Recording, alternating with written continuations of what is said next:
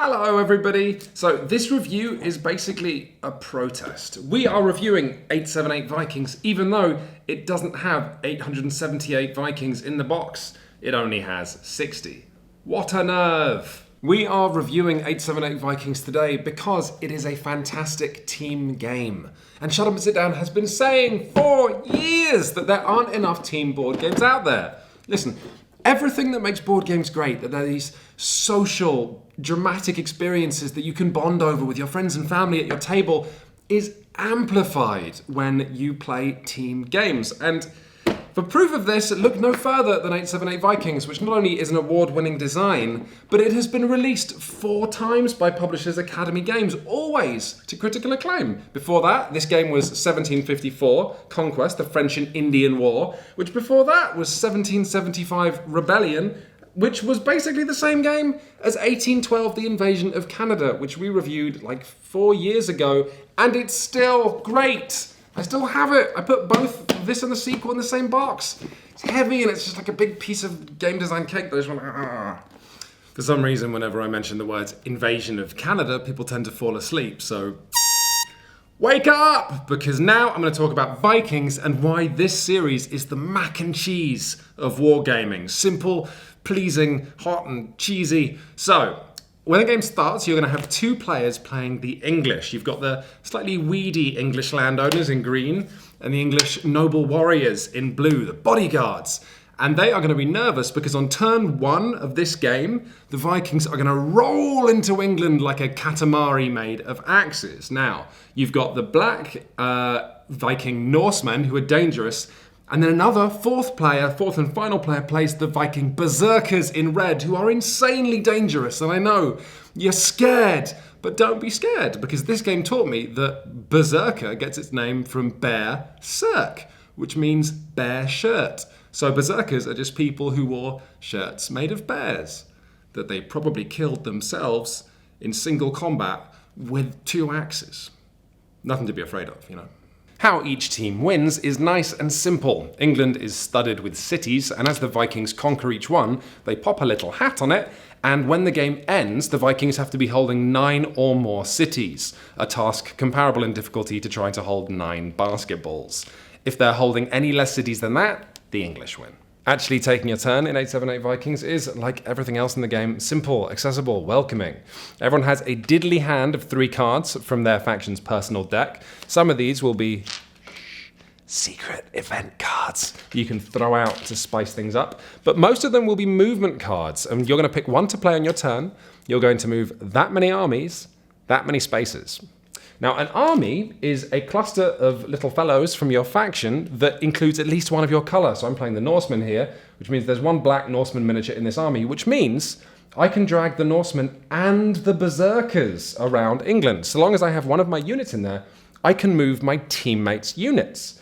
And this shouldn't work. And yet, it does work. In one of those counterintuitive bits of game design, the fact that functionally both players control the same bodies of units works great. You both end up really invested in each other's turns because really your friend is just moving your armies for you. More excitingly, when you clash 2 armies together and there's a fight, we get into the real magic of this series. So in a fight, everyone is going to grab 1 dice for every little mini fellow they have up to the limit of how many dice that they're given, and then defenders are going to roll dice first. Now, getting a weapon means you just did a kill.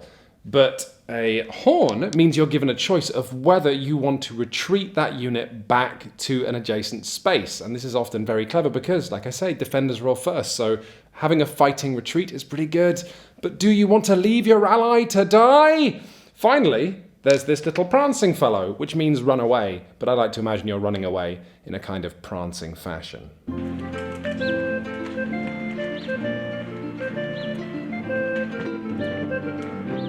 Units that run away get put on the fled unit space, and at the beginning of that player's next turn, all the fled units are added to your reinforcements, which, again, I like to imagine that they come home in a kind of prancing fashion.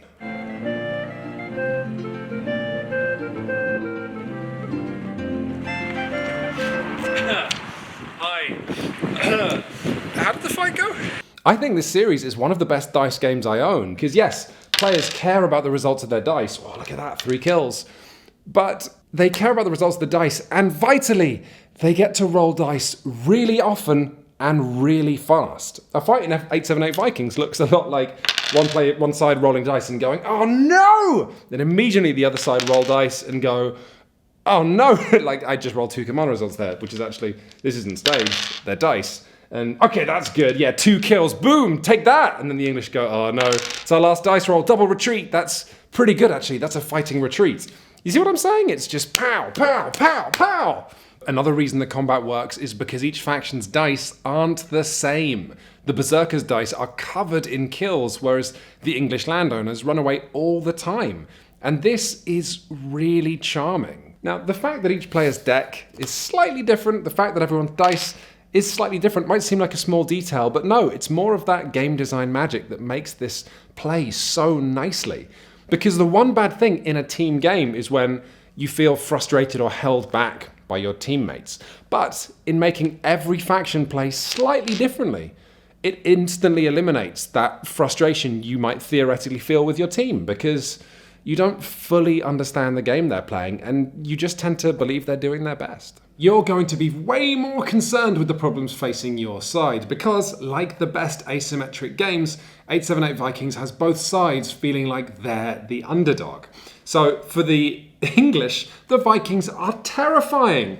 Almost every round you flip a card revealing some new Viking leader who washes up on shore with their gnarled face, a proxy for the army they're carrying, which is sometimes 24 units. And as these leaders stomp through England, they're going to leave miniatures behind to claim that territory. Like a conga line of death, where after 50 miles of conga, the Vikings eventually decide they need a lie down. But if you were a Viking, you'd need a lie down too, because every time the Vikings attack a city under English control, you're going to flip the top card off of this Fjord deck. And depending on how much you wouldn't want to meet the depicted man in a dark alley, a different number of Fjord, which are basically like dudes who live there, are added to that region. And Fjord have by far the worst dice in the game. Half the time you roll the dice and they're just going to roll double run away. But what they're doing is occasionally scoring kills, but more importantly, soaking up Vikings. Really, the Vikings are like a big spilled glass of white wine.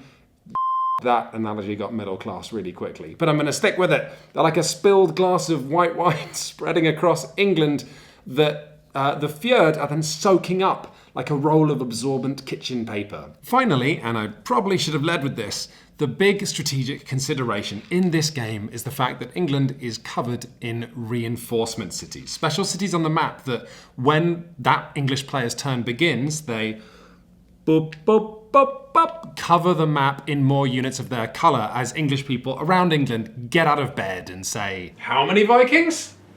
Well, I'm gonna get down there right now. But if the Vikings have taken control of that reinforcement city, then the English do not get reinforcements, which means the game for the Vikings is about pushing into England, taking control of these places and denying the English reinforcements, essentially killing them while they're still in bed. But you have to remember that defending is much, much, much better than attacking, because you roll dice first, and if you're the English, you get fjords.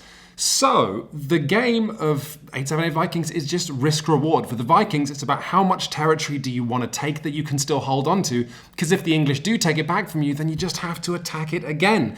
And for the English, it's about deciding where to fall back to. Do you want to retake that territory? So let's recap. We've got this tight, simple game with this clever strategic game of reinforcements and really tight dice combat. So it's just a straight-up good war game, right?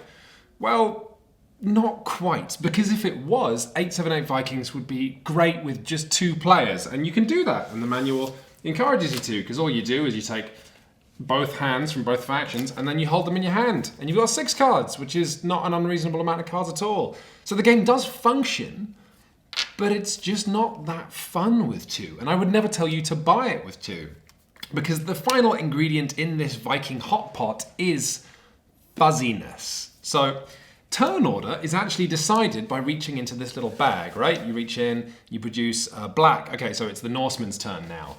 And similarly, you don't know when Viking reinforcements are going to show up. The complicated probabilities of combat is totally inscrutable. I've played this game a bunch. I still don't fully... I'm not able to predict combat.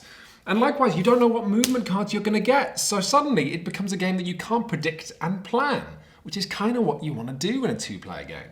No, instead, in adding all this fuzz, 878 Vikings becomes a game you play with your gut. And I mean all of your gut. It's as if all the players were big sumo wrestlers trying to slap each other on the gut so hard it leaves a handprint. And that is the correct design for a team game. Because you don't have teammates telling each other what to do. Instead, you have teammates saying, I think maybe this. Or, ooh, really? You think you should do that? Well, go ahead, because I don't know. You don't know. It's a game of not knowing. And like I say, in a two-player game, maybe that doesn't work so well. But in a team game, it is the special sauce. That means players are just gawping and reacting. And so let me tell you a story. When I first introduced this game to Matt, he was on a team with another player. They were playing the English. And the first Viking leader arrived and stormed across England and left havoc in his wake, but they'd stopped him. And then the very next turn, I flipped a new Viking reinforcement card. And they said, wait, you get another leader every turn? And I said, yeah. And they looked at each other and said, we are so screwed. And then they both burst out laughing at how serious they were being. And that is 878 Vikings. It is a puzzle shared. If you like sharing experiences with people, if you like sharing victories and defeats and mistakes and surprises, this is the game for you. It's not a game for people who want to pontificate and nudge units around necessarily. It's a game of people who want to chuck dice and swear at their friends and high-five their other friends, which is not really what you get from this box cover, is it? But that's the kind of game it is. So, yeah, Shut Up and Sit Down recommends this with 4 or even 3, but not 2. Bear with me. Oh, no.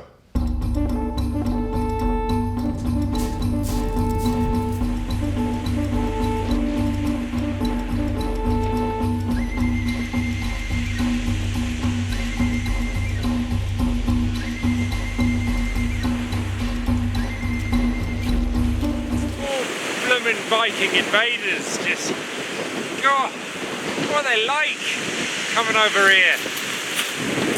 So, speaking as someone who loves expansions more than anything else, the Viking Age Expansion you can buy is, and I don't use this word lightly, a bit bobbins. In recent years, we've started seeing this thing where when a game is launched via Kickstarter, publishers tend to capitalize on everyone's excitement by offering an expansion for this game you haven't played. And in fact, during the Kickstarter for 878 Vikings, paying extra for the expansion was mandatory. But this is, as we say in England, arse backwards. The best expansions come years after the original game's release, when publishers have had time to listen to feedback, to percolate on the design, to have new ideas. If you don't do that, especially if you're working to the timeline of a Kickstarter, you get something like this. The Viking Age expansion adds no less than 9 modules to the game. You can play with all of them, or none of them, or one of them. But when my friends ask me which of these modules they should play with, I make a noise like...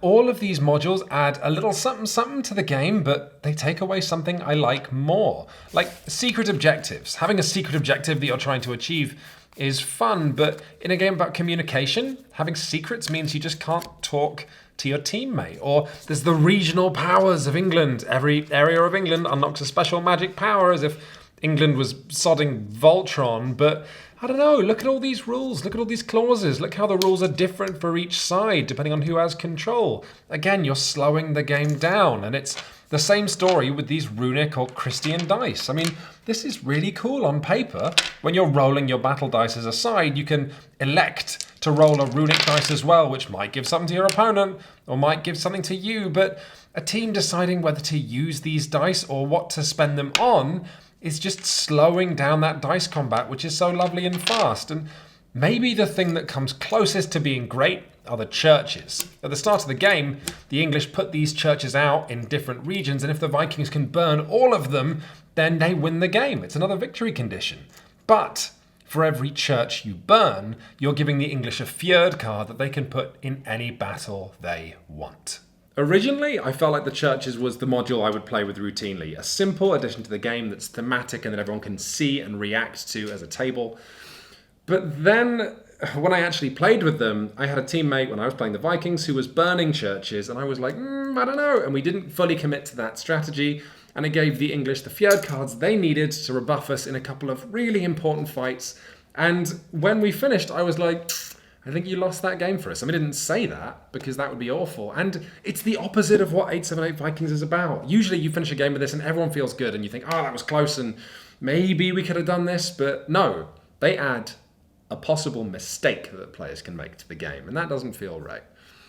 So yeah, I am not really a fan of this expansion. I think it's adding chrome wheels and a sound system to a lightweight BMX bike. It's pointless and it makes it heavier, and I probably won't go near it. I mean, if it was free, fine. If it was cheap, maybe. But at $30 for this stuff that maybe you don't really want, that's ridiculous. You're halfway then to buying another game in this series, which I think is a much better idea. So, this particular invader, I think, has a home on the hallowed shores of this island. This, I think, is an attacker we can safely rebuff.